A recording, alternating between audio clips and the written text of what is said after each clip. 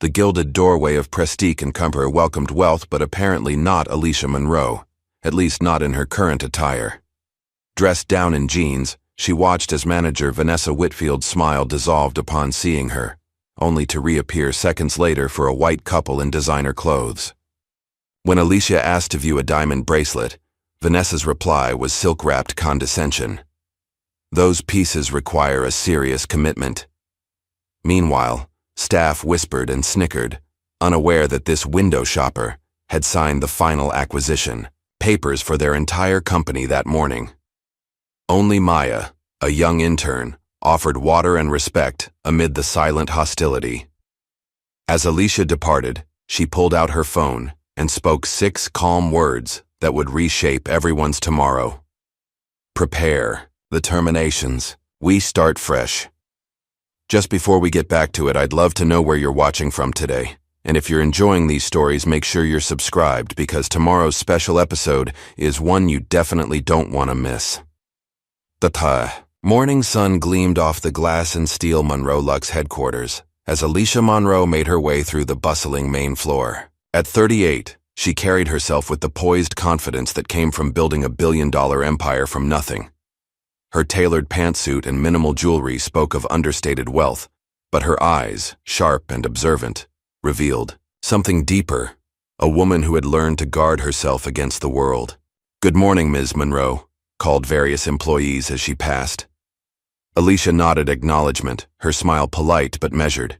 She'd mastered the art of being present while keeping emotional distance. Years of climbing to the top had taught her that vulnerability was a luxury she couldn't afford, especially not after the string of betrayals that had shaped her journey. As she stepped into her corner office, floor-to-ceiling windows offered a panoramic view of the city she'd conquered. Camille Parker, her chief of staff and closest confidant, was already waiting with a steaming cup of coffee and a tablet filled with the day's agenda. "The paperwork came through this morning," Camille said, sliding a leather portfolio across the desk. "Prestige and Company is officially yours." Alicia ran her fingers across the embossed logo on the folder. Prestige & Co. was an old-money jewelry chain with stores across the country, a brand synonymous with luxury, but also notorious for its elitism. The company had been hemorrhaging money for years, unable to adapt to changing markets. Now it belonged to her. "Thank you," Alicia said, opening the folder to review the final acquisition documents. "Has the announcement been scheduled?" "Press release is drafted for tomorrow morning," Camille replied. "The PR team wants to know if you'd like to make a statement about your plans for the brand." Alicia closed the folder, a thoughtful expression crossing her face. "Hold the announcement." Camille looked up from her tablet. "Hold it? For how long?" "Indefinitely," Alicia said, standing up and walking to the window. "I want to see what we've really purchased before we announce it to the world." "I don't understand." Alicia turned, her expression resolute. "Prestige has a reputation, Camille. Old money, old attitudes. Stories about how they treat certain customers have circulated for years." "The discrimination lawsuits," Camille nodded, understanding dawning. "They settled out of court." "Exactly. I want to observe their culture from the ground level before we rebrand. No announcements, no press releases. As far as their staff is concerned, it's business as usual." Camille watched her boss carefully. "You're going in undercover." A small smile played at the corner of Alicia's mouth. "Let's call it a cultural assessment." Later that afternoon, Alicia stepped out of her car 3 blocks from Prestige's flagship, boutique. She'd traded her designer suit for dark jeans, a simple blouse, and minimal makeup. Her hair, usually styled in a sleek updo, now fell in natural curls around her shoulders. The transformation was remarkable, from CEO to everyday shopper in under an hour. The flagship store occupied prime real estate in the heart of downtown. Its limestone facade and brass fixtures exuded old-world opulence, a stark contrast to the sleek modernism of surrounding shops. As Alicia approached, she noticed a young white couple being greeted enthusiastically at the door by a staff member. Taking a deep breath, she pulled open the heavy glass door and stepped inside. The interior was exactly as she remembered from the acquisition photos. Plush carpeting, crystal chandeliers, and glass cases filled with glittering jewelry. The air smelled faintly of expensive perfume and polished metal. Almost immediately, Alicia felt several pairs of eyes turn toward her. A security guard near the entrance straightened slightly, his gaze lingering a beat too long. Two sales associates behind the counter exchanged quick glances before returning to their tasks with sudden, exaggerated focus. Vanessa Whitfield, the store manager, stood near the center of the showroom assisting an older white couple. Tall and meticulously groomed, with blonde hair pulled into a tight bun, she embodied the prestige aesthetic, polished, exclusive, and cold. She glanced up as Alicia entered, her eyes making a swift assessment before deliberately turning back to her customers. Alicia moved toward a display of bracelets, aware of the subtle shift in energy her presence had created. No one approached to assist her. No one offered the standard welcome to Prestige greeting she'd heard given to the couple outside. After several minutes of browsing, Alicia's attention was caught by an elegant diamond bracelet with sapphire accents. She waited, hoping someone would notice her interest, but the staff remained conspicuously occupied elsewhere. Finally, she approached the counter where Vanessa was now arranging a display. "Excuse me," Alicia said politely. "I'd like to see that bracelet, please." Vanessa looked up, her expression professionally blank. "Which one?" "The diamond and sapphire piece in the third case." Vanessa's eyes narrowed slightly. "That's from our Celestial collection. The starting price for pieces in that line is $15,000. The statement hung in the air, not a question but a barrier. "I understand," Alicia replied evenly. "I'd still like to see it." Vanessa's smile tightened. "We don't usually open high-value items for casual browsers. Perhaps there's something in our sterling silver collection that would be more suitable." The implication was clear. Alicia felt a familiar tightness in her chest, the same feeling she'd experienced countless times throughout her life when someone decided her worth based on her appearance.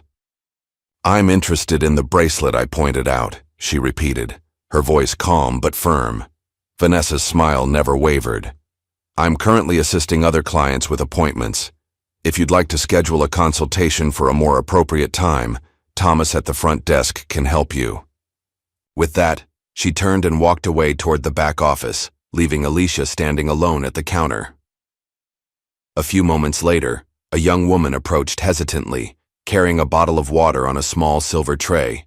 She was younger than the other, staff, probably an intern or new hire, with kind eyes that held a touch of embarrassment.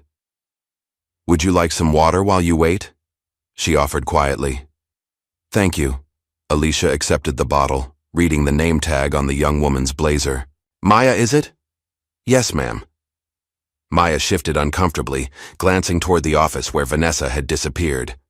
"I'm sorry about the wait. We're a bit short-staffed today." It was a poor excuse, and they both knew it. 3 other associates stood idle, pretending to be busy with inventory or displays. "No problem," Alicia said. "While I wait, could you tell me about some of these pieces?"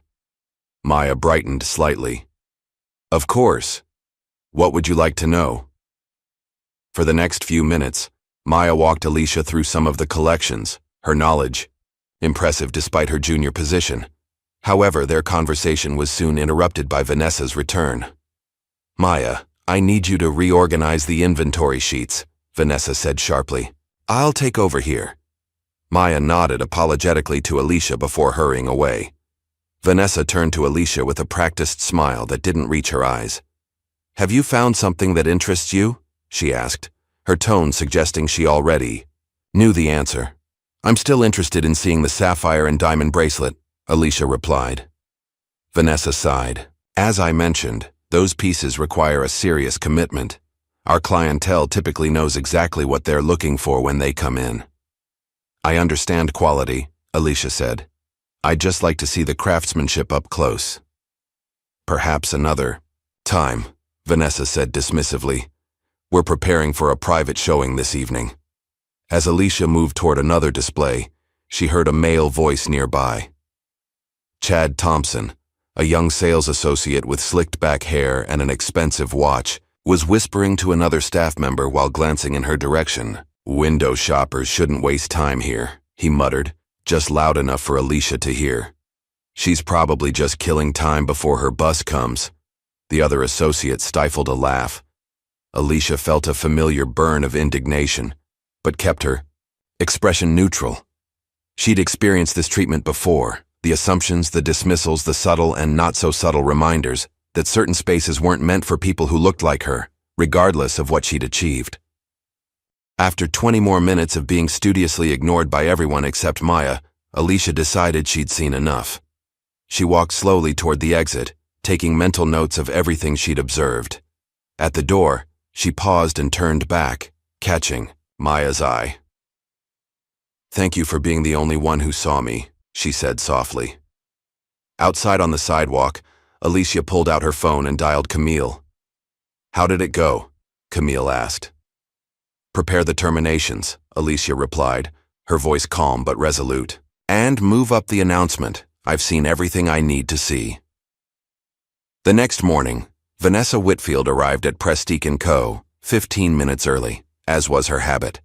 She prided herself on being the first to arrive and the last to leave, a dedication that had earned her the manager position 5 years ago. The store wouldn't open to the public for another hour, giving the staff time to prepare the displays and review the day's appointments. As she unlocked the front door, Vanessa noticed something unusual. The lights were already on. Moving cautiously into the main showroom, she spotted a notice taped to the door of the conference room. "Mandatory Emergency Corporate Briefing 8 a.m. sharp, all staff required to attend." Frowning, Vanessa checked her email. There was nothing from corporate headquarters about a meeting. She pulled out her phone to call her district manager, but was interrupted by the arrival of Chad Thompson. "What's with the sign?" he asked, shrugging off his jacket. "I don't know," Vanessa admitted. "No one told me about a meeting." By 7:55, the entire staff had arrived, clustering uncertainly outside the conference room. Maya was the last to join them, clutching her notebook nervously. "Should we go in?" she asked. Vanessa straightened her blazer and adopted her most authoritative posture. "Let's find out what this is about." She pushed open the door and stopped abruptly. Seated at the head of the conference table was the woman from yesterday, the one she'd dismissed as a casual browser. But today, she was transformed. Gone were the jeans and simple blouse, replaced by an impeccably tailored suit. Her hair was pulled back in a sleek chignon, and a single strand of diamonds glinted at her throat. Even more surprising were the people flanking her. 2 individuals in expensive suits who had the unmistakable bearing of corporate lawyers, and 2 others who, based on their earpieces and vigilant posture, were clearly security personnel. Vanessa felt a cold knot form in her stomach. "Please, everyone take a seat," the woman said, her voice calm but commanding. The staff filed in silently, exchanging confused glances. Chad leaned toward Vanessa as they sat down. "What is she even doing here?" he whispered. The woman stood, and the room fell silent. "For those of you who don't know me, my name is Alicia Monroe," she began. "As of last week, I became the sole owner of Prestique & Company." A collective gasp rippled through the room. Vanessa felt the blood drain from her face. "This wasn't scheduled to be announced until next week," Alicia continued. "But after my visit yesterday, I decided to accelerate the timeline." She nodded to one of the suited individuals, who handed out folders to each staff member. "Inside you'll find documentation of the acquisition, along with a comprehensive review of yesterday's store visit." Vanessa opened her folder with trembling hands. Inside was a printout of security footage time-stamped from the previous day, showing her interaction with Alicia at the counter. Beside it were transcripts of conversations, including Chad's window shopper comment. "As you can see," Alicia said, pressing a button that brought a large screen to life at the front of the room, "I've reviewed not only my own experience but the experiences of others." The screen displayed a compilation of security footage showing similar interactions with other customers, primarily people of color, who received markedly different treatment than white customers who entered the store. "This was not just discrimination," Alicia stated, her voice now edged with steel. It was willful sabotage of my investment.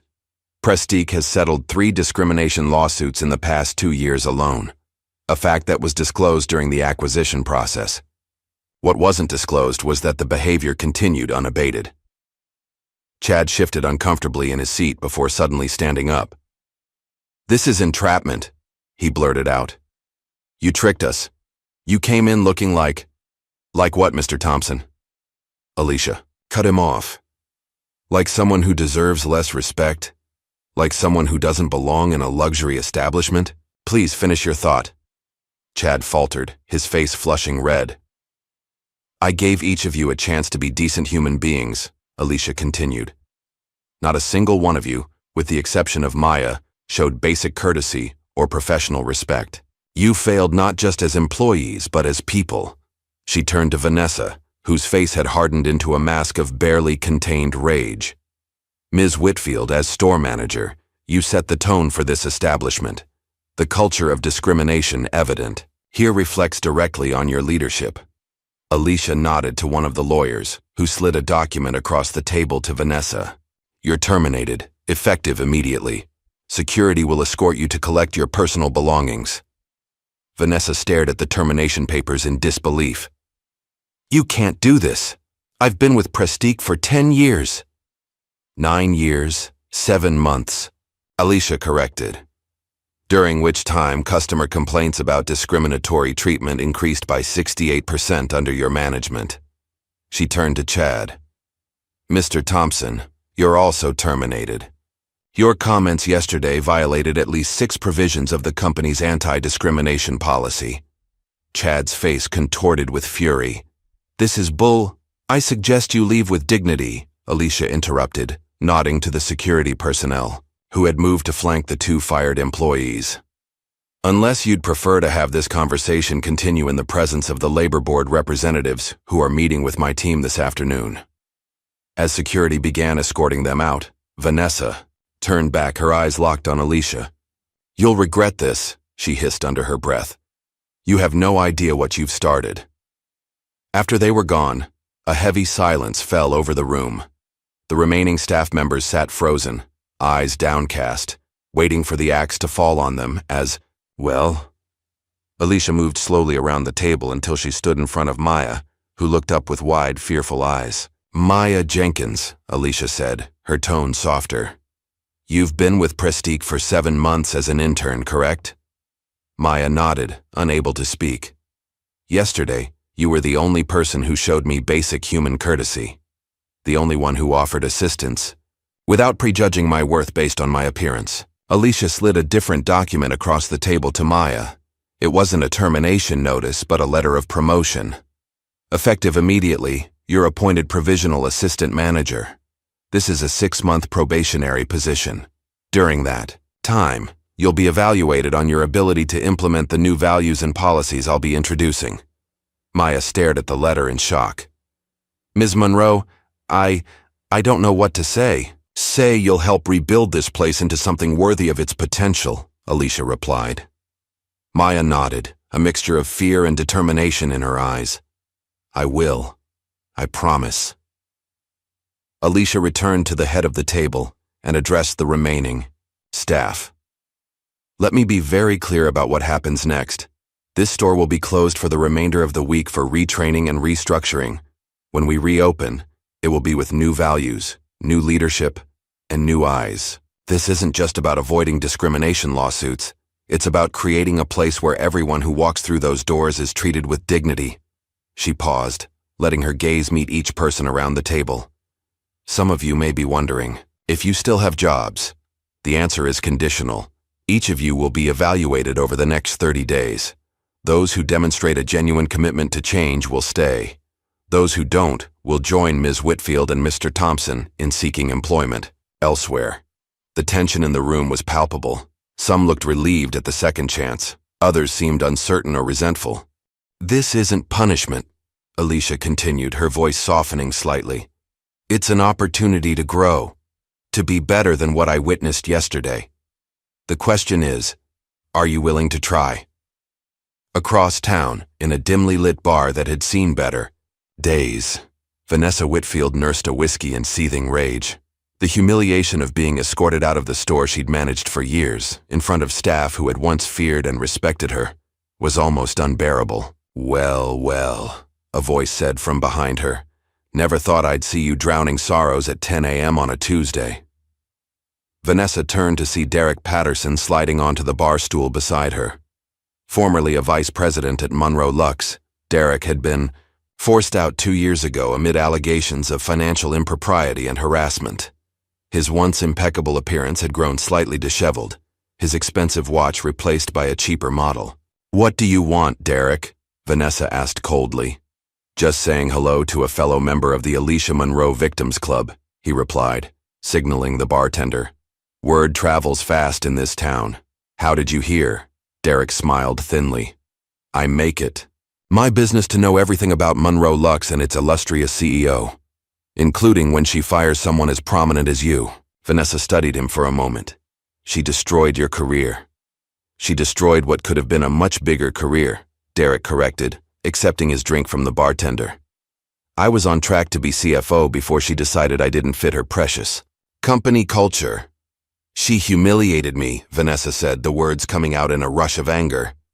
"Came into my store pretending to be some random shopper, then fired me in front of everyone the next day." Derek's eyes lit up with interest. "So she fired you too?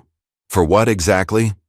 "For treating her like any other browser who doesn't look like they can afford our merchandise," Vanessa snapped. "She called it discrimination. I call it business." Derek leaned closer, lowering his voice. "You know, I've been watching her for a while now, looking for vulnerabilities." "What are you suggesting?" "I'm suggesting," Derek said carefully, "that two smart people with a shared grievance might find a way to make Alicia Monroe very, very sorry." A slow smile spread across Vanessa's face as she raised her glass. "I'm listening." Back at Prestique, Alicia stood alone in the empty showroom. The staff had been dismissed for the day, with instructions to return tomorrow for the beginning of retraining. The store's lights were dimmed, casting long shadows across the gleaming display cases. Camille entered through the front door, surveying the space with a critical eye. "How did it go?" she asked, joining Alicia in the center of the room. "About as expected," Alicia replied. "Shock, denial, anger from some, relief from others. And how are you feeling?" Alicia was quiet for a moment, her fingers tracing the edge of a display case. "I keep thinking about my mother," she finally said. "How she saved for months to buy herself a simple gold necklace for her 40th birthday. How the saleswoman at a store not unlike this one followed her around like she was going to steal something." Camille nodded, understanding the deeper meaning. "Behind today's actions, this isn't just business for you." "No," Alicia admitted, "but it needs to be good business too. We have shareholders to answer to." "The board is behind you," Camille assured her. "Your track record speaks for itself." Alicia nodded, her reflection visible in the polished glass of the display case. In it, she could see echoes of the girl she'd been, the woman she'd become, and perhaps most importantly, the future she was determined to build. "Tomorrow," she said with quiet resolve, "we start rebuilding." The morning sun filtered through the newly installed windows of Prestique & Co., casting bright rectangles across the polished marble floor. 1 week had passed since the firing of Vanessa and Chad. The store remained closed to the public, but, inside, a transformation was taking place. Alicia sat at a small table in what had once been the VIP consultation room, now repurposed as an interview space. Beside her, Maya reviewed application materials, her confidence growing with each passing day. "Our next candidate should be here any minute," Maya said, checking her watch. Alicia nodded, taking a sip of her coffee. "Tell me about him again." Luis Ramirez, 34, Marine veteran, 4 years of high-end retail experience at Wilson's department store before they closed last year. His references call him unflappable and exceptional with difficult customers. The door opened, and Camille ushered in a tall man with military straight posture and alert eyes. His suit was modest but impeccably pressed, and he carried himself with quiet dignity. "Ms. Monroe, Ms. Jenkins, this is Luis Ramirez," Camille announced before excusing herself. Luis stepped forward with a firm handshake. Thank you for considering my application. Please have a seat. Alicia gestured to the chair across from her. I see from your resume that you manage the watch and jewelry counter at Wilson's. Yes, ma'am. 3 years as associate, 1 as department lead. What brought you to retail after the Marines? Maya asked. Luis considered the question. I like helping people find what they're looking for. In the Marines, everything was high stakes. In retail, I can still serve people, but the victories are smaller and sweeter, finding someone the perfect gift, making their day special. Alicia leaned forward. Luis, I'm going to be direct. We're rebuilding this store from the ground up. The previous culture was problematic. I've heard rumors, Luis admitted. That's partly why I applied. I believe in second chances for businesses and for people. What would you do if you saw a colleague treating a customer differently based on how they look? Luis didn't hesitate. I'd intervene immediately, redirect the customer to my care, and afterward, speak privately with my colleague. If the behavior continued, I'd report it to management. Alicia exchanged a glance with Maya. One last question, Alicia said. Why jewelry? You could work anywhere with your background. Luis smiled, the first real break in his professional demeanor. My grandmother had this old silver bracelet. Nothing fancy, but she wore it every day of her life. When she passed, she left it to me with a note that said, Remember, mijo, beautiful things should make people feel beautiful, not small. His eyes met Alicia's. I've never forgotten that. After Luis left, Alicia turned to Maya. What do you think? I think we just found our new floor manager, Maya replied with certainty. Later that afternoon, Alicia sat with Priya Sharma, a jewelry designer whose portfolio had caught her attention. Unlike the other candidates who arrived in business attire, Priya wore a colorful silk tunic over jeans with delicate silver earrings of her own design. These pieces are extraordinary, Alicia said, examining the portfolio. Why haven't I heard your name before? Priya's smile was tinged with sadness. I've been trying to break into the industry for 3 years. Most established jewelers want designers who look more like their traditional clientele. Their loss, Alicia replied, stopping at a stunning necklace design. Tell me about this one. Priya's eyes lit up. It's inspired by my grandmother's wedding bangles. See how the metal curves here?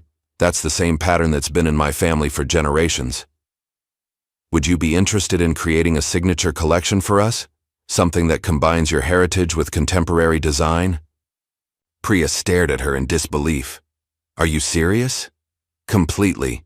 We need fresh voices, designers who see the world differently. Tears welled in Priya's eyes. Ms. Monroe, this is the first place that's seen my art, not just my visa status. Alicia extended her hand. Welcome to the team, Priya. I can't wait to see what you create. The transformation of Prestige continued at a rapid pace. The physical space underwent a dramatic renovation. The intimidating glass barriers between customers and jewelry were replaced with open, accessible displays. The stark white walls now featured warm colors and artwork from local artists. Most significantly, the VIP section was dismantled entirely. In its place, Alicia created the Artisan's Corner, a space where designers like Priya could work in full view of customers, demonstrating the craftsmanship that went into each piece. The message was clear. Luxury should be transparent, not exclusionary. The staff changed too. In addition to Luis and Priya, Alicia hired people with diverse backgrounds and experiences, some with traditional jewelry expertise, others with fresh perspectives from different industries. Maya flourished in her new role, though not without challenges. One afternoon, Alicia found her in the back office, frustrated after a difficult training session with the sales team. I don't know if I'm cut out for this, Maya admitted. Half of them still see me as the intern who used to fetch their coffee. Alicia sat beside her and pulled out a small leather-bound book. This was my first leadership journal. Every mistake, every doubt, every small victory, it's all in here. She handed it to Maya. Now it's yours. But you won't learn this job by watching, Alicia said gently. You'll learn it by stumbling and standing back up. Write it down, learn from it, grow. Maya accepted the journal, running her fingers. over the worn leather. Thank you. 2 weeks later, the store was ready to reopen. The evening before the grand reopening, Alicia hosted a private event for community leaders and social media influencers. The response was overwhelmingly positive. In one corner, Luis was helping an elderly woman select a necklace. Alicia moved closer to hear their conversation. "It's for my wife's memorial next month," the woman explained, her voice breaking slightly. "We were together 47 years. Luis's expression was one of genuine compassion. "Tell me about her. What did she love?" As the woman shared stories of her late wife, Luis listened attentively, eventually guiding her to a delicate pearl pendant. "Pearls grow more beautiful with wear," he explained. "They absorb the essence of the person wearing them. Perhaps this one can carry her memory for you." From her office doorway, Alicia watched the interaction, a lump forming in her throat. This was exactly what she had hoped to create, a place where jewelry became meaningful, not just expensive. Later that evening, after the event concluded, Alicia initiated another new tradition: weekly design nights for high school girls from underprivileged neighborhoods. The program, called Future Artisans, provided mentorship, materials, and a safe space for creative expression. "When I was your age," Alicia told the first group, "no one ever suggested I could create luxury.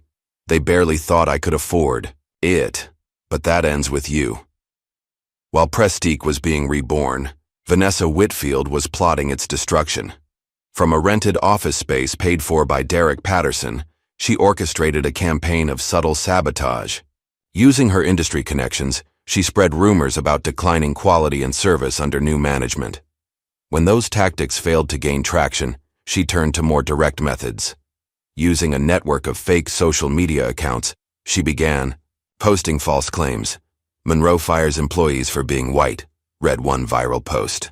"New diversity hire program replaces skilled artisans with untrained workers," claimed another. "Is this really necessary?" Vanessa asked Derek one evening as they reviewed their strategy. "It seems excessive." Derek's eyes hardened.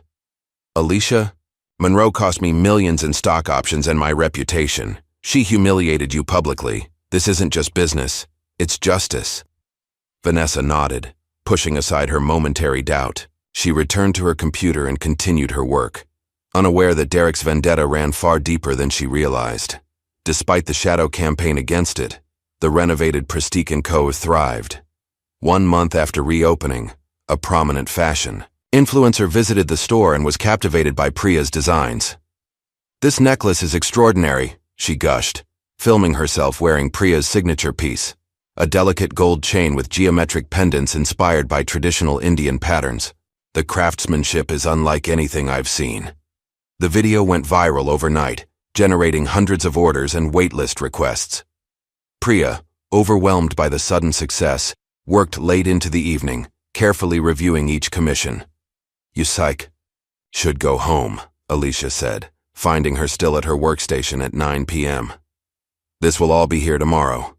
Priya looked up, her eyes bright with excitement. "I never thought this would happen. People wanting my designs, appreciating my culture's influence." Alicia smiled. "Get used to it. This is just the beginning." As she left the store that night, Alicia was approached by Camille, who had been waiting outside. "Security flagged something odd," Camille said, handing Alicia a small package. "This was delivered by courier. No sender information." Alicia opened the package carefully. Inside was a diamond pendant, identical to one she had worn years ago, on the day of another humiliating incident at a different jewelry store. Beneath it was a handwritten note. "You shouldn't play dress-up where you don't belong." The blood drained from Alicia's face. Only someone who knew her past intimately would understand the significance of that particular pendant. "Increase security," she told Camille, her voice steady despite her racing heart. "And warn the team. Vanessa is working with someone who knows me too well." 1-star review. Staff was rude to white customers while fawning over minorities. "Posted yesterday," Maya read from her tablet. "That's the 5th one this week." Alicia, Luis, and Priya gathered in the conference room for their morning briefing.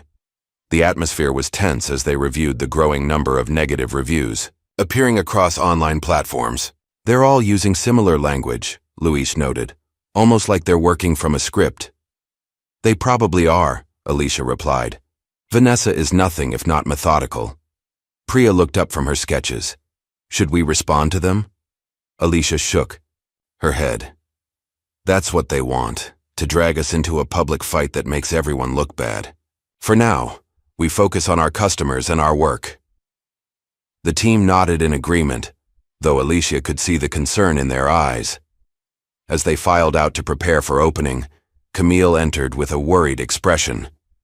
The Concerned Citizens campaign is gaining traction, she reported once they were alone. Several local news outlets have picked up the story. They're calling it reverse discrimination. Alicia's jaw tightened. Of course they are. There's more, Camille hesitated. They're using altered footage from our security cameras, selectively, edited to make it look like we're giving preferential treatment based on race. How did they get our security footage? I don't know yet. It is investigating. Alicia moved to the window, gazing out at the city skyline. The situation was becoming more serious than she had anticipated. This wasn't just Vanessa's petty revenge.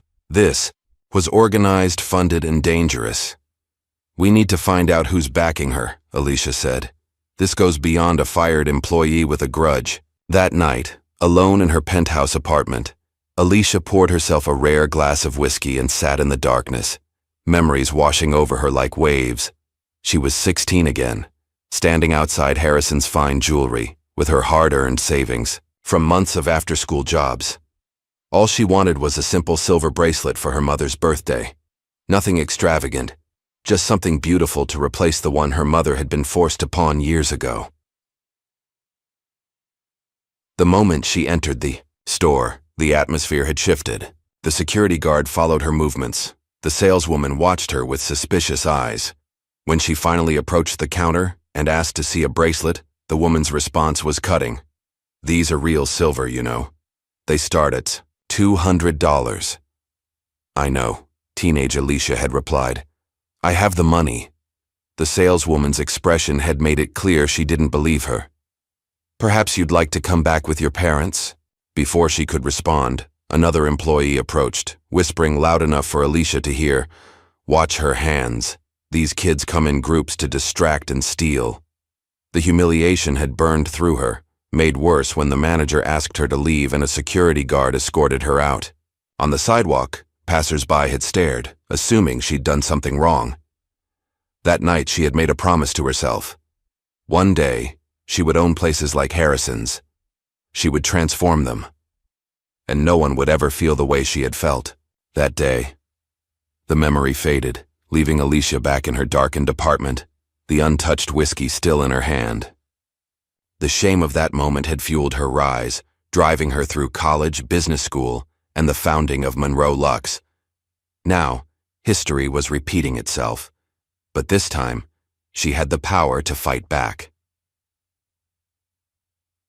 The next morning, Alicia received a call from Thomas Blackwell, a prominent board member at Monroe Lux. "The quarterly numbers look excellent overall," he began, "but there's concern about this Prestige situation." "What concern specifically?" Alicia asked, already knowing the answer. "The negative press is gaining momentum. Several investors have called, questioning whether this is the right time for a social experiment." Alicia's grip tightened on the phone. "It's not an experiment, Thomas. It's a business decision based on market research showing that exclusionary luxury is dying. The younger demographic wants authenticity and inclusivity." "I understand that," Thomas replied carefully. "But perhaps it would be best if you stepped back from the storefronts to focus on overall strategy. Let someone else handle the day-to-day at Prestige while this blows over." The implication was clear. Distance yourself from the controversy. "I appreciate your concern," Alicia said coolly, "but I stand by our direction. The financials support it. Foot traffic is up 30%, and online sales have doubled since the relaunch." After ending the call, Alicia sat at her desk, fuming. Even at her level, with all she had accomplished, there were still people who believed she should retreat at the first sign of resistance. At Prestige, Priya was working with a client when her phone buzzed with an email notification. Opening it later during her break, she found an intriguing offer from someone named Alexander Reynolds, identifying himself as a private collector. "Your designs have captured my attention," the email read. "I would like to commission a personal collection and am prepared to fund your own independent line. Please consider this opportunity to expand beyond the constraints of corporate retail." The offer was generous, far more than her current salary at Prestige. Attached was a preliminary contract offering creative freedom, significant financial backing, and distribution through exclusive channels.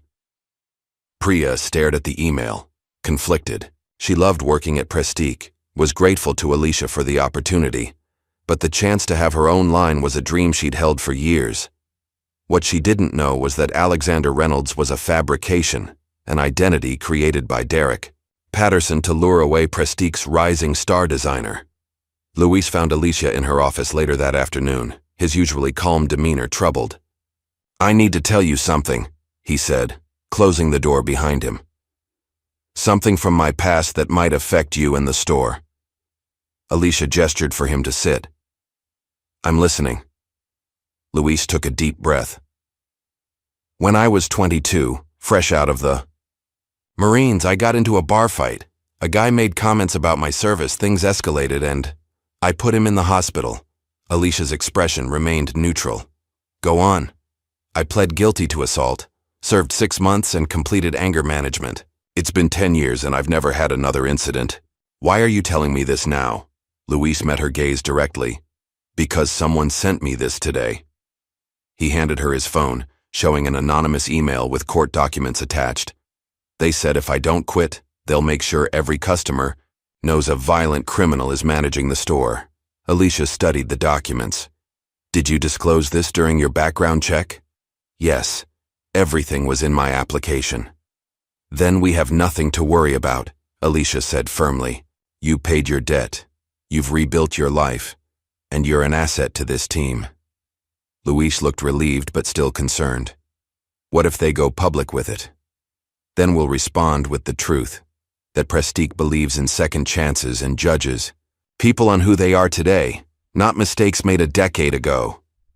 She handed back his phone. "Don't let them intimidate you, Luis. That's exactly what they want." The pressure continued to mount.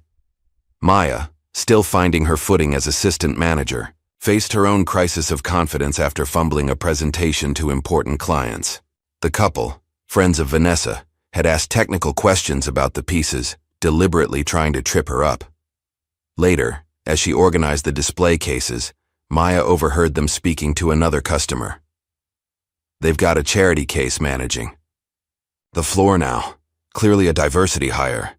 The words stung, feeding Maya's deepest insecurities. That evening, she found Alicia working late in the office. "Maybe I'm not ready for this position," Maya admitted, her voice small. "I embarrassed the store today." Alicia looked up from her computer. "Did you know this is my 4th company? The first 3 failed, spectacularly. I lost everything each time and had to start over." Maya's eyes widened in surprise. "Success isn't about never failing," Alicia continued. "It's about how you respond when you do. Tomorrow, you'll study those technical specifications until you know them cold. Then you'll call those clients and offer them a private viewing with your newfound expertise." Maya nodded slowly, determination replacing doubt in her expression. "I can do that. I know you can. That's why you're here." As weeks passed, Alicia found herself increasingly isolated, working long hours and taking fewer breaks. The strain of fighting both external attacks and internal doubts was taking its toll. One night, Camille found her still at the office at midnight, surrounded by spreadsheets and market analysis reports. "When was the last time you slept more than 4 hours?" Camille asked, clearing space on the cluttered desk to set down 2 cups of tea. Alicia shrugged. "I'll sleep when this is resolved." "And when will that be?" Camille pressed. "You're pushing everyone away, working yourself into exhaustion. This isn't sustainable. I don't have a choice." "Yes, you do," Camille insisted. "You're trying to outwork your trauma, to prove something to people who aren't even in the room anymore." The words hit Alicia like a physical blow. She looked up, ready to deny it. But the truth of Camille's observation was undeniable. "We need you at your best," Camille said more gently. "Not burnt out fighting ghosts from the past." Alicia sighed, the weight of weeks of tension finally breaking through her carefully maintained composure. "How do I separate the two? This feels personal because it is personal. By remembering why you started this, not just to prove them wrong, but to build something better." Camille squeezed her friend's hand. "And by letting your team help you fight. You're not alone in this." The next morning, Camille burst into Alicia's office, her expression grim. "We found the leak," she announced, placing a tablet on the desk. "Someone's been accessing our systems remotely, customer profiles, internal documents, security footage." "How?" "Through a backdoor in our inventory software. The connection traces back to a PR firm called Davidson & Associates." Alicia frowned. "I've never heard of them." "That's because they barely exist," Camille explained. "They're a shell company, and guess who they're registered to?" "Derek Patterson," Alicia guessed, the pieces finally clicking into place. Camille nodded. "Through 3 layers of holding companies, he's been orchestrating this whole campaign, the reviews, the emails to Luis and Priya, all of it." "And Vanessa? She's involved, but she's not the mastermind. Based on the financial records, she's essentially working for Derek." Alicia stood, a cold determination settling over her. "Call for a staff-wide emergency meeting. Lock down all systems. No one in or out without direct authorization." "What are we doing?" Alicia's eyes flashed with resolved fury. "We're done playing defense. If Derek wants war, he's got it." The Prestige & Cumber flagship store stood silent and dark, a handwritten sign on the door reading, "Temporarily closed for inventory, reopening in 48 hours. Behind the darkened windows, however, the atmosphere was anything but quiet. Alicia had converted the conference room into a war room. Digital screens displayed network traffic, security camera feeds, and data logs.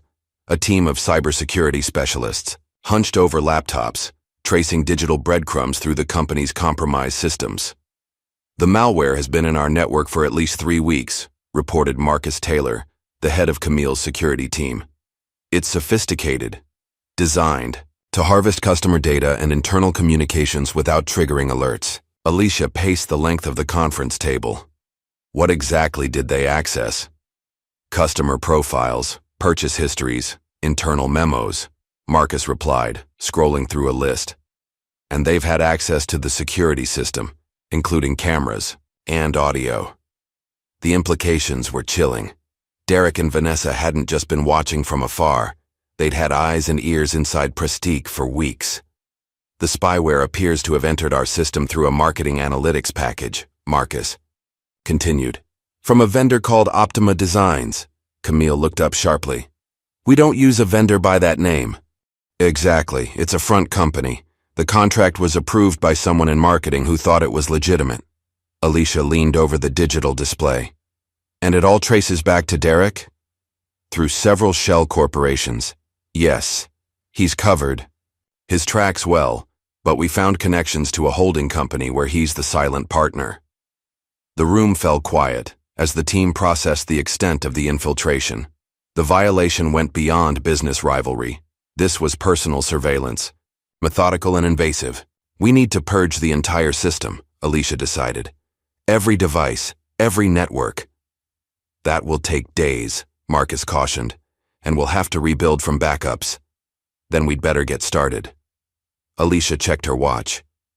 "Because in 72 hours we're hosting the launch event for the House of Monroe collaboration, and everything needs to be flawless." The collaboration between Monroe Luxe and the newly rebranded Prestige, now called House of Monroe, was set to be the biggest jewelry launch of the season. Fashion editors, influencers, and high-profile clients had already RSVP'd. Alicia had staked her professional reputation on its success. "Should we consider postponing?" Camille asked quietly. Alicia shook her head. "That's exactly what Derek wants. We proceed as planned, but we double-check everything." The next morning, Alicia gathered the store staff in the main showroom. Faces reflected a mixture of confusion, anxiety, and suspicion. The sudden closure and presence of security personnel had created an atmosphere of unease. "I know the past 24 hours have been unsettling," Alicia began, "and I owe you an explanation." She proceeded to outline the situation: the security breach, the targeted campaign, and the connections to Derek and Vanessa. She was careful not to name potential internal collaborators, though the possibility hung in the air. "Until we identify exactly how the breach occurred, everyone will be operating under enhanced security protocols," she explained. "This isn't about distrust, it's about protection. For you, for our customers, and for what we're building here." The staff exchanged glances. Louis stepped forward. "Whatever you need from us, we're ready," he stated firmly. Several others nodded in agreement. Priya, however, looked troubled. After the meeting dispersed, she approached Alicia privately. "There's something you should know," she said hesitantly. "I received an offer from someone named Alexander Reynolds to fund my own line." Alicia's expression remained neutral, though internally she was connecting yet another dot in Derek's scheme. "When was this?" "Last week. I was considering it." Priya looked down, ashamed. The opportunity seemed too good to pass up. "Did you share any designs or information with him?" Priya shook her head. "No. Something felt off about the whole thing. The offer was too perfect, too generous for someone who had never met me." Alicia placed a hand on Priya's shoulder. "Thank you for telling me, and for trusting your instincts." As the hours ticked down toward the launch event, the team worked around the clock. Security systems were rebuilt, communications were migrated to new, secure channels, and every aspect of the event was carefully reviewed. Yet despite their best efforts, an atmosphere of paranoia settled over the store. Staff members watched each other with wary eyes, wondering who might have helped the intruders. Casual conversation stopped when others approached. Trust, so carefully cultivated over the past months, began to fracture. The night before the event, Alicia found Maya alone in the stockroom, meticulously counting inventory for the third time. "You should get some rest," Alicia advised. "Tomorrow's going to be a long day." Maya looked up, dark circles under her eyes. "I can't afford to miss anything else. Not after my last presentation disaster." "That wasn't your fault." "It doesn't matter whose fault it was. I'm the face of management to the staff now, and they're all on edge." Maya set down her tablet with a sigh. "Some of them think there's a mole, someone still working with Vanessa." Alicia leaned against the inventory shelves. "What do you think?" "I think," Maya hesitated. "I think fear is doing exactly what our enemies want, dividing us from within." Alicia smiled slightly. "That's why you're in management, Maya. You see the bigger picture." The evening of the launch arrived, the store transformed into a showcase of light and elegance. The newly designed House of Monroe collection, a blend of traditional luxury and contemporary boldness, gleamed under carefully positioned lighting. Staff members wore custom-designed uniforms created by an up-and-coming fashion designer, embodying the brand's new inclusive approach to luxury. As the first guests began to arrive, Alicia stood at the entrance, radiating confidence despite her internal anxiety. Everything appeared perfect, until it wasn't.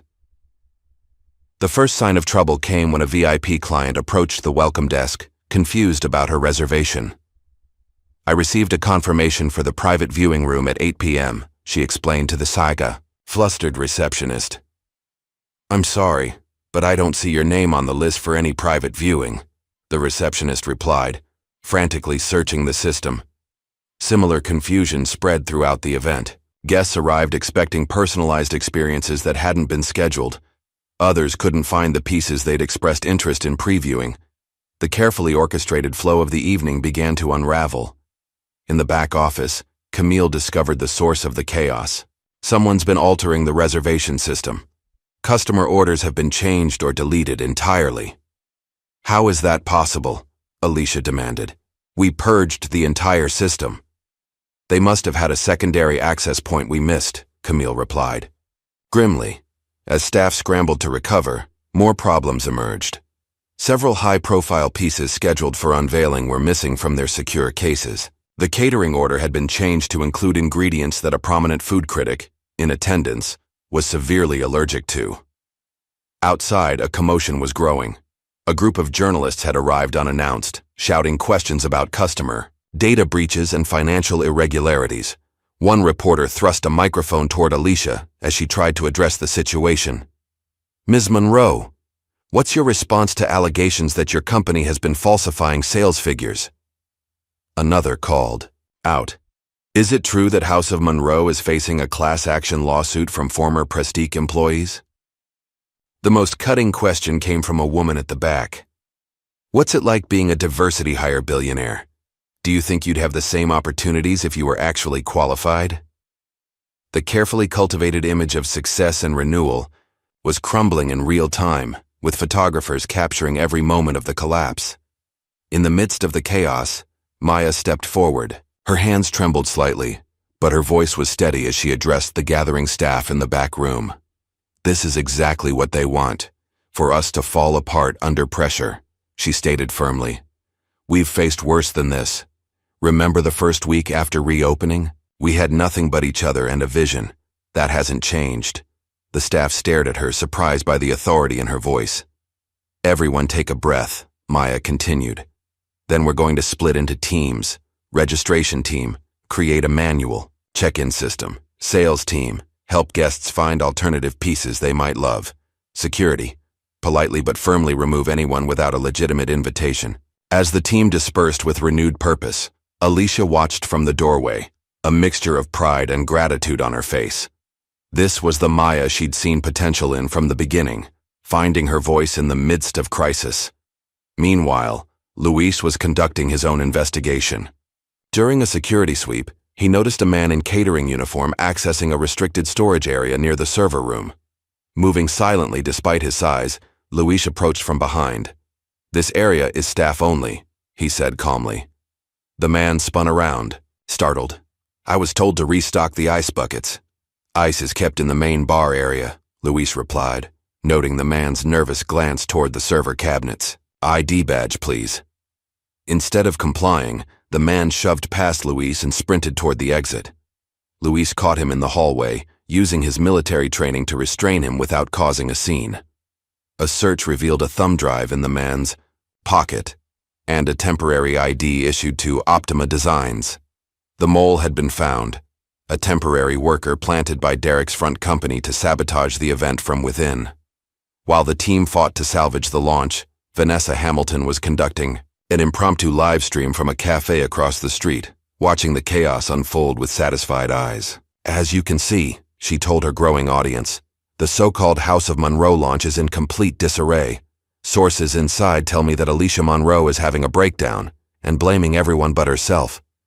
The stream was gaining viewers by the second, many drawn by the salacious hashtags Derek had arranged to have trending across social media. "Dire Monroe meltdown" and "Cock fake billionaire." "This is what happens when companies prioritize optics over experience," Vanessa continued smugly. "When qualified professionals are replaced for the sake of diversity." What Vanessa didn't know was that Derek was already distancing himself from their partnership. Having achieved his goal of public humiliation, he was carefully removing traces of his involvement, leaving Vanessa as the visible face of the attack. Inside Prestige, Alicia had disappeared from the main floor. The combination of public accusation, sabotage, and the hateful questions from the press had finally penetrated her carefully maintained composure. She had retreated to the old vault, room in the basement, now used for storage, seeking a moment alone to regain her center. In the dim light, surrounded by remnants of the store's past, Alicia felt the weight of everything pressing down on her. It wasn't just tonight's disaster, but the accumulated burden of a lifetime spent proving herself in spaces designed to exclude her.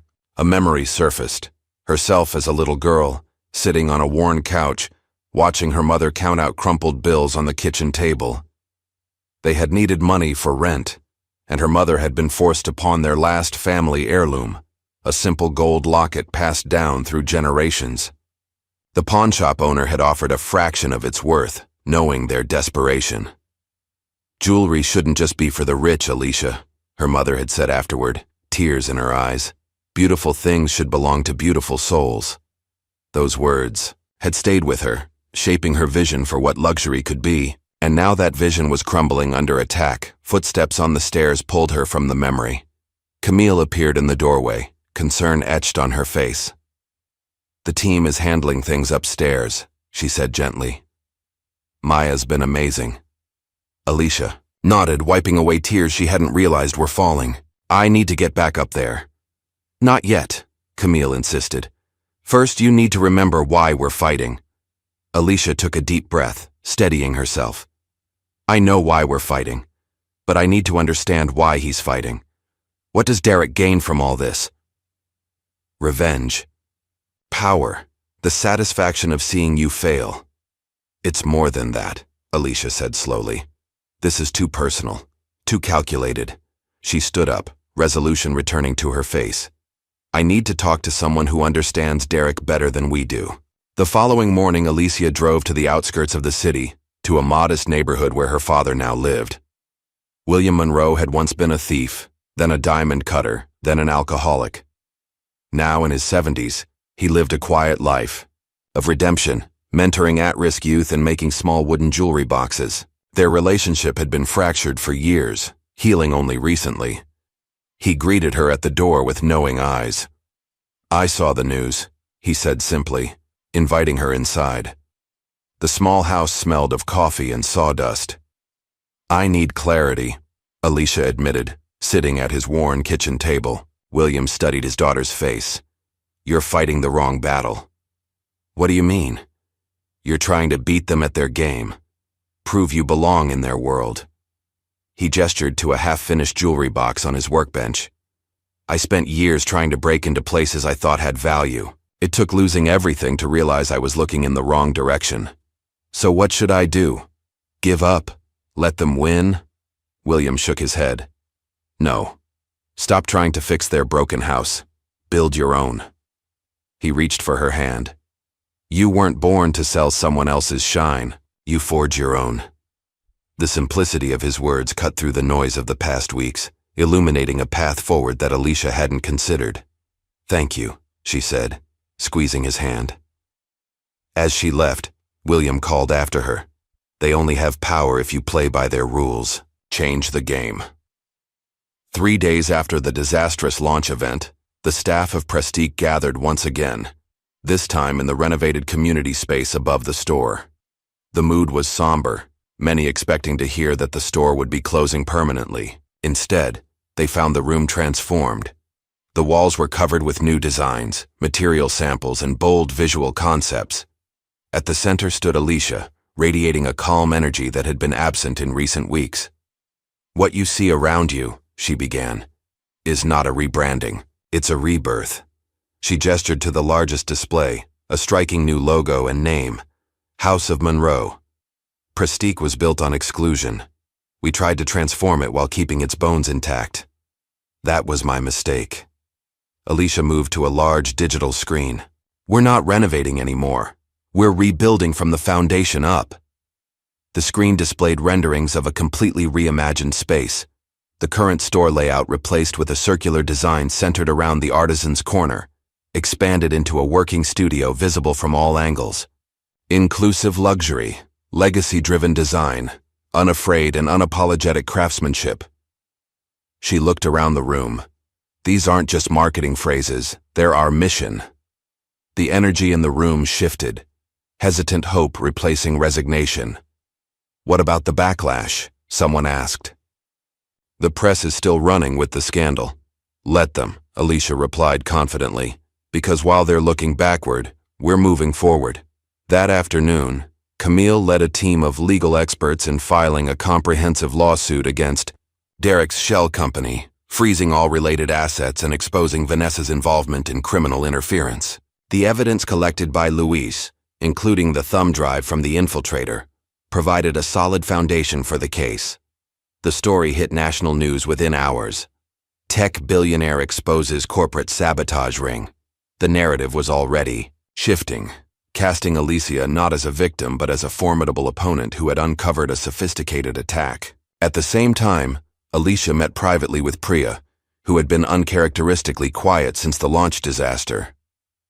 "I've been offered a position with Bergman Jewelry," Priya admitted. "They reached out yesterday." Alicia nodded, unsurprised. "They're a good company, traditional but solid." "I haven't accepted yet," Priya continued. "I wanted to talk to you first." "Why?" Priya gestured to her workstation, where designs for her heritage collection were spread out. "Because this is the first place that saw me, truly saw me. Not just my talent, but my culture, my perspective, my voice. And now others see it too," Alicia said. "That's a good thing." "It is," Priya agreed. "But they only want to capitalize on what you helped me create. They don't want to invest in what I might become." She picked up a sketch, a striking necklace that blended traditional Indian motifs with contemporary elements. "This is what I want to build, not at Bergman, not with some fake investor like Reynolds. Here, with people who understand that luxury can have roots and soul." Alicia smiled, genuinely moved. "In that case, I have a proposition for you." She slid a folder across the table. "Full creative authority over the heritage line, your name on the collection, and a percentage of the profits." Priya's eyes widened as she read the contract. "This is more than I expected." "It's what you've earned," Alicia replied simply. The transformation of Prestige into House of Monroe proceeded at breakneck speed. The store closed for a 3-week complete renovation, reopening with a design that bore little resemblance to its former self. Gone were the intimidating glass cases and velvet-roped areas. In their place, a flowing space organized around the central artisan studio, where Priya and other designers worked in full view of customers. The walls featured artwork from local artists, and display cases were arranged to tell stories rather than simply showcase price points. Luis, now promoted to head of security and community outreach, implemented a revolutionary approach to store security, one based on welcome rather than suspicion. His team was trained to greet every customer with the same level of respect, regardless of appearance or attire. His promotion had come with another significant development. After careful consideration, Alicia had decided to publicly address Luis's past. "Your story is an asset, not a liability," she told him. "It represents exactly what House of Monroe stands for: growth, second chances, and judging people for who they are today." With Luis's permission, the store launched a partnership with a local veteran support group, providing training and employment opportunities. The program quickly gained attention, with other businesses inquiring about implementing similar initiatives. One afternoon, Luis was surprised to find the same group of veterans who had once been skeptical of his corporate position now sitting in the community space, listening intently as he explained the training program. "You built this?" one gruff former Marine asked, gesturing to the space around them. "No," Luis replied. "We all did, and we're still building." Maya's transformation was perhaps the most remarkable. The once hesitant intern now confidently managed a team of new hires, including a young woman who reminded her of herself 6 months earlier. "You seem nervous," Maya observed as the new assistant arranged a display with trembling hands. "I've never worked somewhere this nice before," the young woman admitted. Maya smiled, remembering her own first days. "Neither had I. But what makes it nice isn't the marble floors or the expensive jewelry. It's the people who see your potential even when you don't see it yourself." Later, Alicia found Maya training the new group, her natural leadership evident in the way the team responded to her guidance. "They respect you," Alicia noted afterward. "They respect what you built," Maya corrected. "No," Alicia insisted. "They respect you because you earned it, especially during the launch crisis. That wasn't my voice they rallied behind. It was yours." The Legacy Lab, once a small weekly workshop, expanded into a permanent feature of House of Monroe. The space provided education in design, metallurgy, and business skills to young women from underserved communities. During one session, Alicia watched as girls who had entered the program with downcast eyes and hesitant voices now passionately debated design concepts and market strategies. One girl had created a pendant inspired by her grandmother's journey from Haiti. a piece so striking that Priya had incorporated elements of it into her next collection, with the young designer credited and compensated.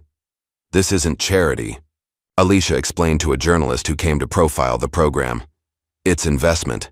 The future of luxury won't come from the same exclusive circles that have defined it for centuries. It will come from new voices with fresh perspectives." As House of Monroe's reputation grew, influential celebrities and fashion moguls began to take notice.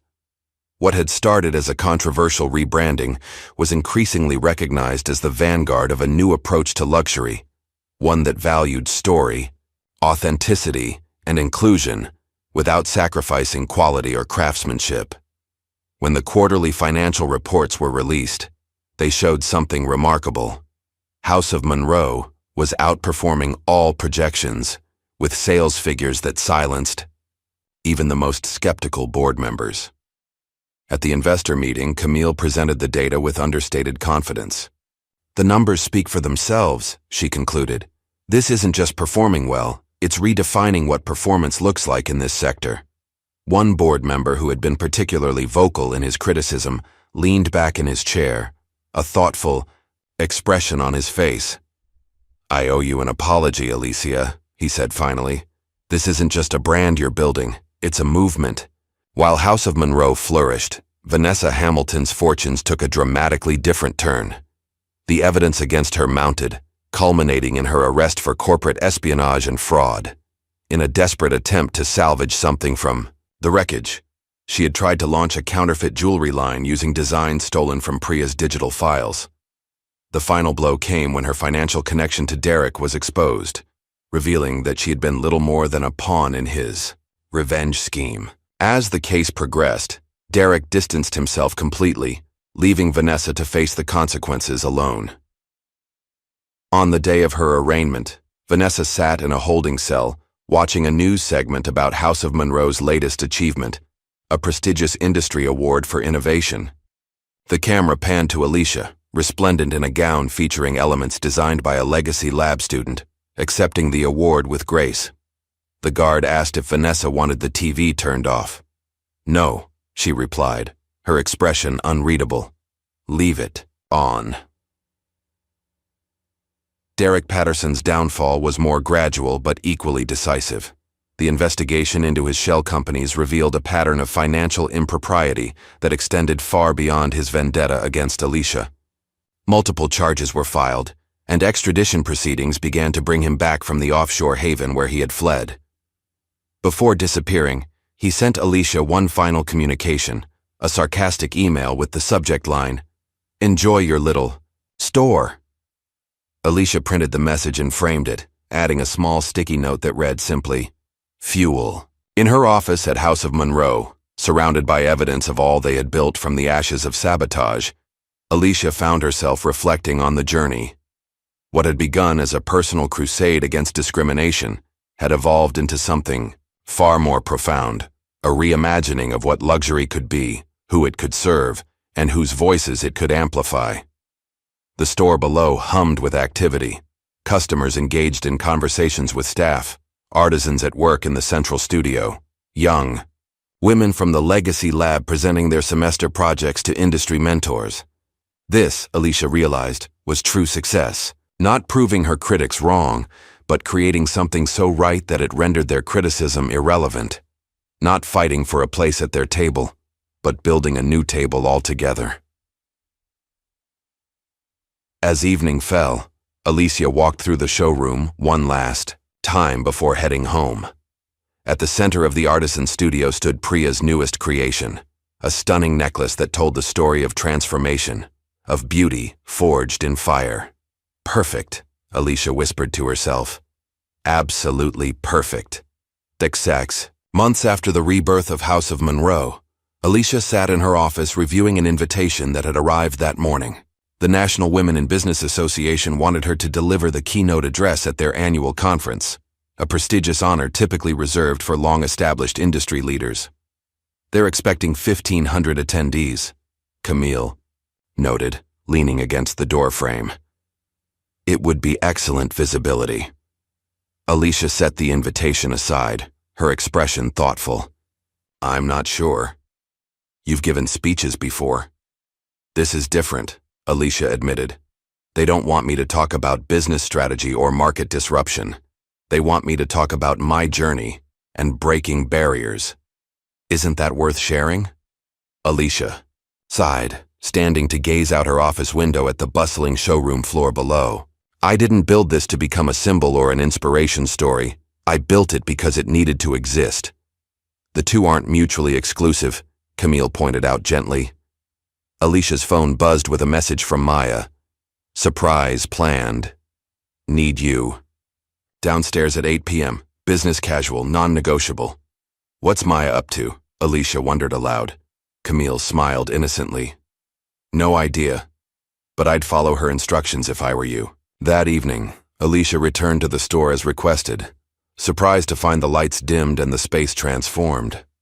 The central artisan studio had been converted into an intimate dining area, with tables arranged in a circle around a small stage. Maya greeted her at the entrance, looking pleased with herself. Right on time. What is this? Alicia asked, peering into the space. Something long overdue, Maya replied, guiding her inside. The room was filled with faces, some familiar, some unexpected. Store staff mingled with customers. Former interns chatted with artists whose work adorned the walls. In one corner, Alicia spotted the elderly woman who had bought the pearl necklace for her late wife's memorial, now wearing the piece and talking animatedly with Luis. Welcome to the First House of Monroe family dinner, Maya announced, leading Alicia to the center table. No press, no investors, no speeches, just people whose lives have been touched by what you've built. Throughout the evening, Alicia found herself moved by conversations she hadn't expected. A shy teenager from the Legacy Lab explained how the program had helped her win a college scholarship. A middle-aged man described how a piece from Priya's heritage collection had helped him reconnect with his immigrant parents. A former Prestige employee confessed how the transformation had changed her perspective on inclusion. You didn't just create a store, the woman told Alicia. You created a different way of seeing the world. After dinner, several guests shared impromptu stories of how House of Monroe had affected their lives. There were no grand testimonials, just simple, sincere moments of connection and change. As the evening wound down, Alicia found herself at a loss for words, a rare occurrence for the always composed CEO. I don't know what to say, she admitted. To Maya. You don't have to say anything, Maya replied. Sometimes it's enough just to listen. Later, as they cleaned up, Maya handed Alicia a leather-bound book, the leadership journal Alicia had given her months ago. I've filled every page, Maya said proudly. And I've learned that leadership isn't always about having the right answers. Sometimes it's about creating spaces where people can discover their own. Alicia smiled, recognizing her own words reflected back at her, transformed by Maya's unique perspective. You've become a remarkable leader, Maya. I had a good example to follow. The following Sunday, Alicia made a difficult journey to a hospice facility on the outskirts of the city. Her father's health had deteriorated rapidly in recent weeks, his years of hard living finally catching up with him. William Monroe sat propped up in bed, looking diminished yet somehow more peaceful than Alicia had ever seen him. His weathered hands, once strong enough to break open safes and cut diamonds with precision, now trembled as he reached for her. You came, he said simply. Of course I did. Alicia sat beside him, taking his hand. They had spent so many years estranged, finding their way back to each other only in these twilight moments. I have something for you, William said, reaching for a small wooden box on his bedside table. His last creation, a master craftsman's final work. Inside lay a broken ring, the band cracked and one small stone missing. Alicia recognized it immediately, a piece from her mother's collection, one they had been forced to sell decades ago. How did you get this? Been tracking it for years, William admitted. Finally found it in a pawn shop in Memphis, too broken to be worth much to anyone else. Alicia cradled the damaged ring, feeling its history in her hands. Mom would have loved knowing it came back to us. She would have loved what you've built even more. William's eyes were clear despite his failing body. Finish what she started, Alicia. She always said beautiful things belong to beautiful souls. I will, Alicia promised, closing her fingers around the broken ring. Back at House of Monroe, Alicia sat at her design table for the first time in years. Though she had built a billion-dollar jewelry empire, she had long ago stopped designing pieces herself, consumed by the demands of running the business. Now, with her father's gift before her, she felt the creative spark reignite. Working late into the night, she sketched a design unlike anything in the House of Monroe collection, a ring built around the broken pieces of her mother's original, incorporating the fractures rather than hiding them. She called it the Resilience Ring, a one-of-a-kind piece that turned damage into its central design element, with new stones nestled within the cracks, strengthening while highlighting the original breaks. When Priya saw the design the next morning, she was stunned. This is extraordinary.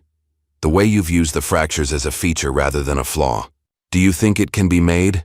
Alicia asked. Priya studied the sketch carefully. It will be challenging. We'll need to stabilize the original metal without losing its character. But yes, it can be done. Then let's do it. Not for sale. For the permanent collection. As spring arrived, House of Monroe continued to flourish. Priya received a personal invitation to showcase her work at Paris Fashion Week, a rare honor for an emerging designer. You have to come with me, Priya insisted, showing Alicia the invitation. Your vision made this possible. Alicia smiled, but shook her head. This is your moment, Priya. Your talent, your heritage, your vision. I'll be cheering from here. Though she declined the Paris invitation, Alicia found herself increasingly drawn back to the design studio in quiet moments. The Resilience Ring had awakened something in her, a connection to the creative process that had been her first love before the demands of business took precedence. Late one evening, she sat sketching a new piece, a necklace inspired by her father's wooden jewelry boxes. She didn't hear Camille enter until her friend spoke. I haven't seen you design in years, Camille observed. Alicia looked up, slightly embarrassed to be caught in this private moment. Just playing with some ideas, Camille studied the sketch. It's beautiful. You should make it. Maybe someday. Right now, I'm more focused on the expansion plans. Camille sat down across from her. Actually, that's what I wanted to talk to you about. She hesitated, uncharacteristically uncertain. I'm taking some time off. Time off? Alicia set down her pencil, giving Camille her full attention. For how long? 6 months, maybe a year. Camille met her gaze directly. The legal battles with Derek, the security overhaul, the relaunch. It's been non-stop for almost 2 years. I need to step back and breathe. Alicia felt a momentary panic at the thought of losing her right hand, but it was quickly replaced by understanding. If anyone had earned a break, it was Camille, who had fought tirelessly beside her through every crisis. Of course, Alicia said, reaching across the table to squeeze Camille's hand. The company will still be here when you're ready to come back. Camille's eyes glistened with unexpected tears. Thank you for understanding. Alicia stood and pulled her friend into a tight embrace. You held me together when I was breaking, she whispered. I wouldn't be here without you. Summer brought new opportunities for Luis, whose veteran outreach program had caught the attention of a popular podcast focused on military transitions to civilian life. The interview, initially scheduled for 30 minutes, stretched to 2 hours as Luis shared his journey from Marine to security head at House of Monroe. The biggest lesson I've learned, Luis told the host, is that our past doesn't have to define us, but it can inform how we build our future. My military experience makes me a better security director. My mistake makes me a more compassionate leader. The episode generated an outpouring of support and interest, leading to new partnerships and grant opportunities for Monroe's training programs. When Luis presented the expansion proposal to Alicia, his pride was evident. We could bring on 20 veterans per year, he explained, walking her through the budget. Full training, mentorship, job placement assistance. Make it 30, Alicia decided, and add a stipend for childcare and transportation. Let's remove every barrier we can. Luis nodded, making the adjustments. Thank you for trusting me with this. You've earned it, Alicia replied simply. One rainy afternoon, Alicia received an unexpected message from Julian Turner, a name from her past. Once an aspiring journalist and briefly her romantic partner, Julian had left to pursue his career, just as Alicia's first company was beginning to take off. Now a respected investigative reporter, he was in town working on a story about corporate transformation and requested a meeting. Against her better judgment, Alicia agreed to coffee at a quiet cafe near the store. Julian had aged well, silver streaking his temples, but his eyes still sharp and curious. They exchanged pleasantries, the initial awkwardness giving way to more genuine conversation as they caught up on the intervening years. I've been following your work, Julian admitted. What you've done with House of Monroe is remarkable. Thank you, Alicia replied. I hear you've made quite a name for yourself as well. A shadow crossed Julian's face. I have. But sometimes I wonder about the roads not taken. He met her gaze directly. Leaving you was a mistake, Alicia, one I've regretted many times over the years. The confession hung in the air between them. 10 years ago, these words would have meant everything to Alicia. Now, they were simply an acknowledgement of a chapter long closed. We both chose our paths, she said gently, and we've both accomplished what we set out to do. Would you consider? Julian began, then stopped himself. I'm sorry. That's presumptuous of me. Alicia smiled, a genuine warmth in her expression. In another life, perhaps. But I'm not looking for a relationship right now, Julian. I'm finally hearing my own voice clearly for the first time in years. I need to listen to it. They parted warmly but with finality, Julian respecting her decision without pressure. As Alicia walked back to the store, she felt a surprising lightness. Maybe I needed to be alone, she thought, so I could hear myself. The Legacy Lab continued to grow, expanding from jewelry design to include business management, marketing, and entrepreneurship. When the program won a National Arts Education Award, Alicia received a letter from one of the first participants, a 17-year-old girl from the city's most underserved neighborhood. Before the Legacy Lab, the girl wrote, I never thought luxury had anything to do with me. It was something other people created, something I might sell or clean or admire from a distance, but never make myself. You made me believe I could belong in brilliance. Alicia framed the letter, placing it on her office wall alongside the financial achievements and industry accolades. Of all the recognition House of Monroe had received, this simple acknowledgement felt the most significant. Autumn brought a new class of interns to House of Monroe. Among them was 15-year-old Imani Williams, whose quiet intensity and natural eye for design reminded Maya of herself when she had first started at Prestige.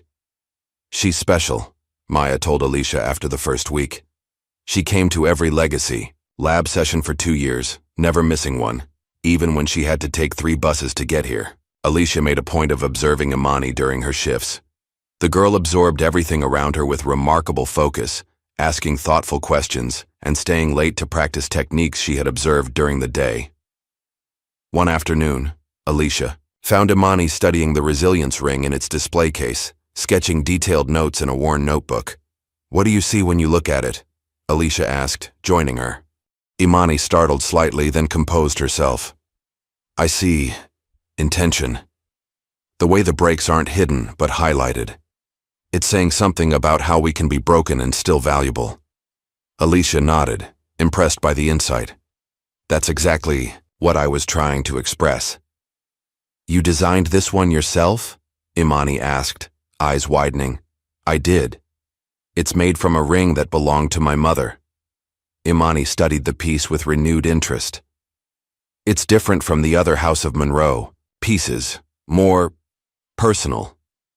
Sometimes the most personal creations are the most universal, Alicia replied. When we're honest about our own stories, we often touch something others recognize in themselves. Later that month, Alicia traveled to Atlanta for the opening of the first House of Monroe branch outside her home city. Unlike the flagship store, which occupied prime retail space, the Atlanta location had been built in a repurposed community center in a historically black neighborhood. The design honored the building's history, while transforming it into a space of beauty and possibility. Local artists had been commissioned for permanent installations, and the community room housed both jewelry design classes and financial literacy workshops. At the ribbon-cutting ceremony, Alicia found herself surrounded by community members who had watched the transformation with initial skepticism, then growing excitement. "My grandmother used to come to this building for community meetings in the 60s, an elderly woman told Alicia. "She would be amazed to see what it's become. Still, serving the community but in a new way. The Atlanta store was just the beginning. House of Monroe now employed more than 300 people across the country. Artisans, designers, sales professionals, and formerly incarcerated individuals enrolled in their second chance employment program." What had begun as Alicia's personal response to discrimination had evolved into something far larger, an alternative model for luxury retail that prioritized community connection and authentic representation. Back at the flagship store, Camille's book was causing a sensation in business circles. Titled Polished: Reclaiming the Power of Women Who Break the Rules, it chronicled her experiences at Monroe Luxe and the transformation of Prestige, though with names changed to protect the company's privacy. "Have you read it?" Maya asked Alicia one morning, finding her at her design table. "Every word," Alicia replied with a smile. "Camille sent me the manuscript before publication. It's brilliant, unflinching but ultimately hopeful. She writes about you, you know. Not by name, but it's clearly you." "She writes about all of us," Alicia corrected. "About what we built together." Priya's success continued to grow, her heritage collection now featured in major fashion magazines and worn by celebrities on red carpets. But rather than becoming more distant, her success had deepened her connection to House of Monroe and its mission. She established a scholarship program for young designers from India, named in honor of her grandmother whose bangles had inspired her first collection.